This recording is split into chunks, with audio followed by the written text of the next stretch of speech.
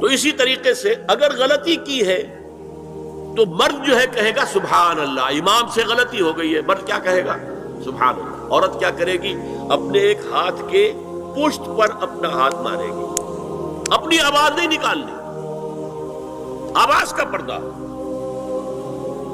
چھونے کا پردہ یہاں تک ہے کہ حضور نے کبھی کسی عورت سے ہاتھ نہیں ملایا، اور آپ جب بیعت بھی لیتے تھے تو بس زبانی الفاظ کہلوائے اور کہا ٹھیک ہے بیعت ہو گئی، یا ایک کپڑا پکڑا، اس کا ایک سرا اپنے ہاتھ میں، دوسرا سرا اس خاتون کے ہاتھ میں، یا ایک تشت کے اندر پانی بھرا، اس میں ایک طرف اس نے انگلیاں ڈال لی اور ایک طرف حضور کی انگلیاں، لیکن مسافر لا اسافر النساء۔ ایک دفعہ ہوا بھی کہ بعض خواتین نے جب بیعت کی ہے تو پھر انہوں نے ہاتھ آگے بڑھایا مسافے کے لیے، حضور نے فرمایا انی لا اسافر النساء، میں عورتوں سے مسافہ نہیں کرتا۔ اسلام میں پردے کتنے ہوئے؟ پہلا پردہ 4 دیواری، گھروں میں رہو، یہ پہلا پردہ ہے۔ جیسے ڈیفنس لائنز ہوتی ہے نا فوج کی، یہ فرسٹ ڈیفنس لائن، سیکنڈ ہے، تھرڈ ہے، پہلی کو عبور کر کے کوئی آ جائے تو سیکنڈ ہے، سیکنڈ سے گزرے تو پہلا پردہ 4 دیواری، اس میں محرم آئے گا۔ اب دیکھیے اسی پر ہماری تہذیب استوار ہوئی، اسی پر ہمارا آرکیٹیکچر بنا، گھر ایسے بنے کہ مردانہ علیحدہ زنانہ علیحدہ، چھوٹا آدمی ہے تب بھی بیٹھک علیحدہ، بیٹھک باہر سے کھلے گی اور پھر ڈیوڑی سے ہو کر پھر گھر کے اندر جائیں گے، مرد آئیں گے تو یہاں بیٹھیں گے، اندر نہیں جائیں گے، اندر تو صرف وہی جائیں گے جو محرم ہے، ابدی محرم۔ دوسرا پردہ ستر، گھر کے اندر جو محرم آ گئے ہیں ان کے سامنے چہرہ تو کھلے گا، باقی جسم کا کوئی حصہ بھائی بہن کا نہیں دیکھ سکتا، اور باپ بیٹی کا نہیں دیکھ سکتا، بیٹا ماں کا نہیں دیکھ سکتا، یہ ستر۔ عورت پوری کی پوری عورت ہے، عورت کہتی ہے چھپانے کی چیز کو، عورات النساء، عورتوں کی چھپی ہوئی چیزیں جن پر ظاہر نہیں ہوئی، لم یظہروا علی عورات النساء، ابھی تک ہم نے لفظ پڑھایا ابھی۔ تیسرا پردہ ہے چہرے کا پردہ، یہ ہے غیر محرموں سے، اور جب کہ گھر سے باہر نکلنا ہو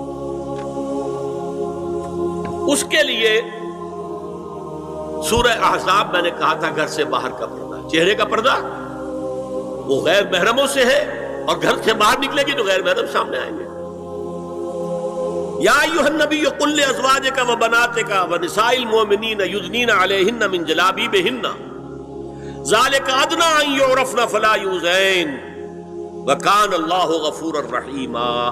اے نبی صلی اللہ علیہ وسلم کہہ دیجئے اپنی بیٹیوں سے اور اپنی بیویوں سے اور مسلمانوں کی خواتین سے۔ اب دیکھیے یہ سورہ احزاب ہی میں ہو رہا ہے، شروع میں یا نساء نبی سے بات چلی، استیزان بھی صرف نبی کے گھر میں داخل نہ ہو اذن کے بغیر، آگے چل کر سورہ احزاب ہی میں عام بھی کر دیا، قل لازواجک وبناتک ونساء المؤمنین، کہہ دیجئے اپنی بیویوں سے، اپنی بیٹیوں سے اور اہل ایمان کی خواتین سے، یدنین علیہن من جلابیبہن، کہ وہ اپنے چہروں کے اوپر اپنی جلباب کو لٹکا لیا کریں، چہرہ چھپ جائے۔ اب اس کی تفسیر میں چاہتا ہوں کہ آپ کو جو مختلف مفسرین نے کی ہے وہ آپ کے سامنے میں رکھوں۔ حضرت عبداللہ ابن عباس نے اس آیت کی جو وضاحت فرمائی ہے اسے حافظ ابن کثیر نے اپنی تفسیر میں اس طرح نقل کیا ہے، اللہ نے مسلمان عورتوں کو حکم دیا ہے کہ جب وہ کسی کام کے لیے گھروں سے نکلیں تو اپنی چادروں کے پلو اوپر سے ڈال کر اپنا منہ چھپا لیں اور صرف ایک آنکھ کھلی رکھیں، دونوں آنکھیں بھی غلط ہیں۔ ہمارے ہاں برقع کیوں بنا تھا؟ دیکھیے چادر میں عورت لپٹی ہوگی، اس کا ہاتھ جو ہے اس چادر کو سنبھالنے میں آکوپائی ہو جائے گا۔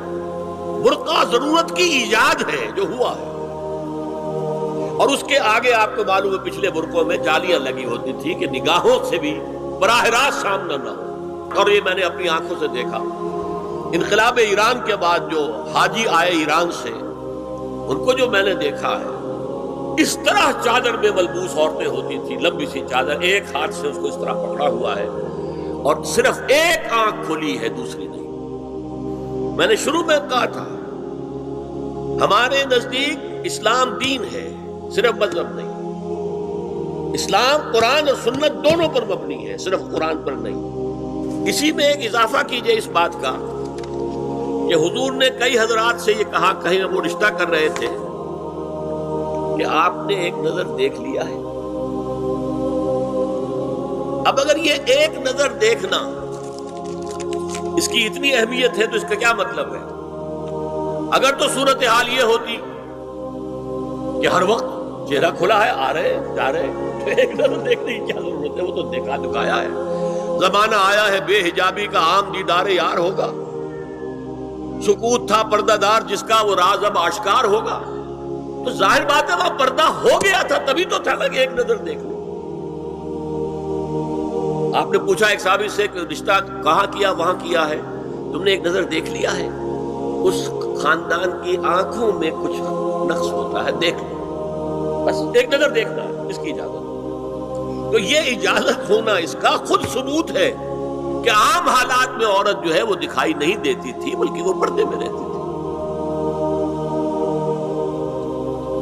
مسلمان جدید تعلیم یافتہ دانشوروں کی منافقت، وہ کہتے ہیں یہ پردہ وردہ سب مولویوں کی ایجاد ہے۔ کبھی کہہ دیتے ہیں یہ تو ہندوستان میں راجپوتوں کا پردہ ہوتا تھا تو مسلمانوں نے یہاں یہ پردہ ایجاد کر لیا۔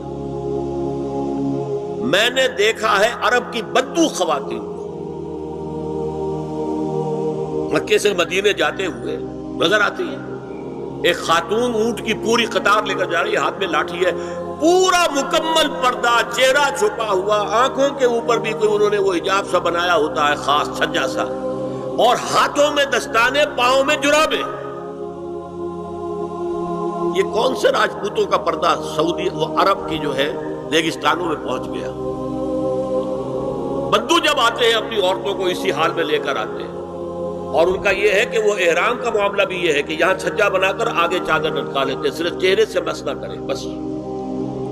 اور وہ پھر اپنی خواتین کو جب طواف کراتے ہیں تو ان کے گرد گھیرا ڈال لیتے ہیں ہاتھ سے ہاتھ پکڑ کر، تاکہ کسی اور کے ساتھ ان کا نہ کندھا لگے اور نہ کوئی اور جسم کا حصہ بس۔ یہ پردہ وہاں کہاں سے آ گیا؟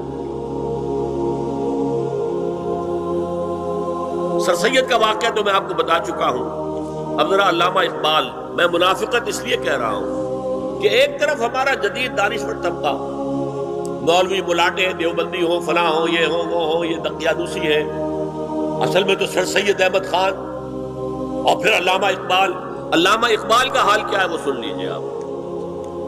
انگریز سرکار لارڈ ولنگٹن کے زمانے میں علامہ اقبال کو اپنا گورنر بنا کر جنوبی افریقہ بھیجنا چاہتے تھی۔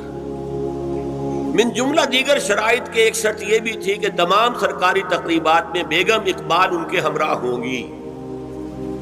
علامہ اقبال نے یہ کہہ کر اس پیشکش کو ٹھکرا دیا، بے شک میں گناہگار مسلمان ہوں اور اعمال کے اعتبار سے مجھ سے بہت سی کوتاہیاں سرزد ہوتی ہیں، تاہم میں اتنا بے غیرت نہیں ہوں کہ محض ایک سرکاری عہدے کی خاطر اپنی بیوی کو بے پردہ کر دوں۔